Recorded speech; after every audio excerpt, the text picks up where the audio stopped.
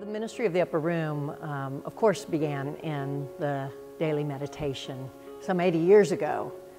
But through the growth of the Upper Room daily meditation, we were able to build programs and additional resources to encourage people in their spiritual formation.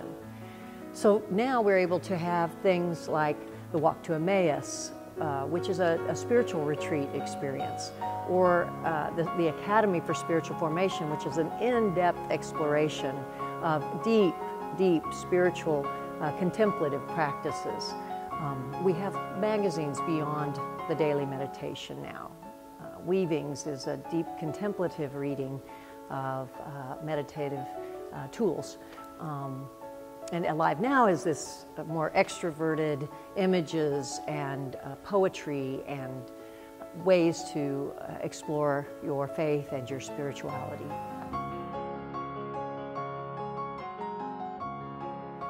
The Living Prayer Center is particularly significant because, to be honest, it has just been around for decades, and we've had we didn't realize how many people depended on that lifeline in many ways, for someone to pray with them or just to know that someone was praying for them.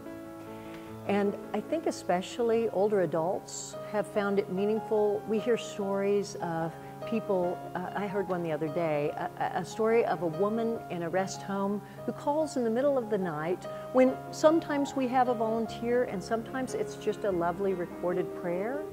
And she's happy to get the lovely recorded prayer because she's alone and she's in her room, and she just wants to hear a voice of love and care and concern in the middle of the night. So 300,000 prayers a year? And as we began to realize how many people depended on this precious ministry, we did some research and we found out that the Living Prayer Center of the Upper Room is the last prayer presence of any mainline denomination. We're the last to continue to be present for those who, in their hour of need or in their hour of great joy, want to tell someone and aren't always comfortable going to prayer by themselves, in a sense, or maybe are very comfortable in their prayer life, but they want to share that moment. And so we're working all the time to make that a more interactive experience for people, so that they feel that their prayer has been heard, their prayer has been lifted, and their response has been given. And it's there's someone connected to them. I think it's a really joyful ministry we have. We reach out to young and old. We had 39,000 people find us through Google last year. I don't think that was folks who aren't comfortable in an internet environment. I think that was people who were reaching out, Googling for prayer, who didn't have a place, a church, faith family to reach out to, and they found the Upper Room Prayer Center. And so I'm grateful for that, and I'm excited about what that can mean in the future as we seek to be a living presence for people who are reaching out. You know, because the Upper Room is international, we have made a really mad dash into technology. Because imagine the days of printing stuff and shipping it to 100 countries, that's over. So long ago we moved to printing in country. But now technology allows us to be in real-time communication with the world, which is really fun. But the other piece of technology that we're really getting our arms around now is building community through technology. So at first, when email came out, we all blasted email out and we all went, that's too much email. Well, now we're able to say, wait, let's build space for people to pray together.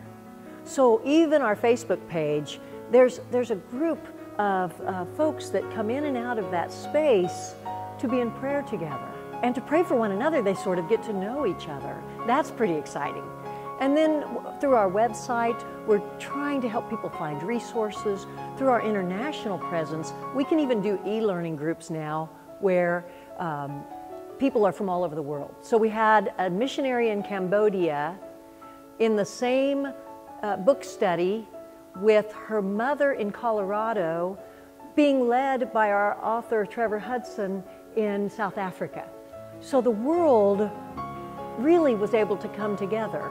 And the sentence that best describes the upper room that we use for all of our publications and all of our language about ourselves at the upper room is the upper room where the world meets to pray. And the beauty of technology is that allows us to actually bring that into a place and space that we live into and celebrate.